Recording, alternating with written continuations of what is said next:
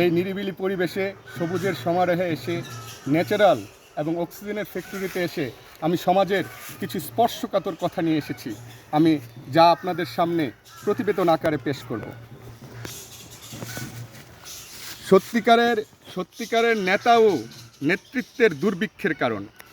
আজকের সমাজের নেতা ও নেতৃত্বের দুর্ভিক্ষের প্রেক্ষাপটে দাঁড়িয়ে আমরা সত্যিকারের নেতা ও নেতৃত্ব সমাজে খুঁজে পাচ্ছি না।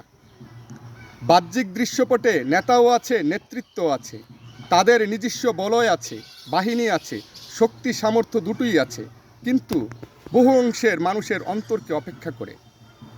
তারা শুধু অর্থের প্রাচুর্যের ব্যাপকতা ঘিরে টাকার স্তূপে দাঁড়িয়ে টাকা বিলিয়ে জনগণকে পণ্য করে রমরমা ব্যবসা সৃষ্টি করে নির্বাচনের মাঠকে হাট বানিয়ে অসংখ্য বুট ব্যবসায়িকরা তাদের নিজস্ব পেশিশক্তির ভয়ানক চাহনিতে জনগণের মন এবং হৃদয়ে কম্পন ধরিয়ে ভয়ের পরিবেশ সৃষ্টি করে জনগণকে পাইকারি মূল্যে নির্বাচনের হাটে বিক্রি করে দেওয়া হচ্ছে কিছু টাকার বিনিময়ে।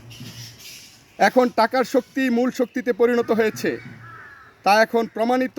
টাকাই হচ্ছে সত্যিকারের নেতা ও নেতৃত্বের দুর্ভিক্ষের পিছনের কারণ। হায়রে টাকা, আফসোস, টাকা দিয়ে সব বিক্রয়যোগ্য, চরিত্র, আদর্শ সব কিছু। যে শক্তির দাপটে নেতা ও নেতৃত্বকে কেনা যায়, জনগণের মতামতকে অপেক্ষা করা যায়, সত্যিকারের নেতা ও নেতৃত্বকে নির্জীব করে রাখা যায়, মানুষের বিবেক ও ব্যক্তি স্বাধীনতাকে বেঁধে রাখা যায়, যা ইচ্ছে তাই করা যায়।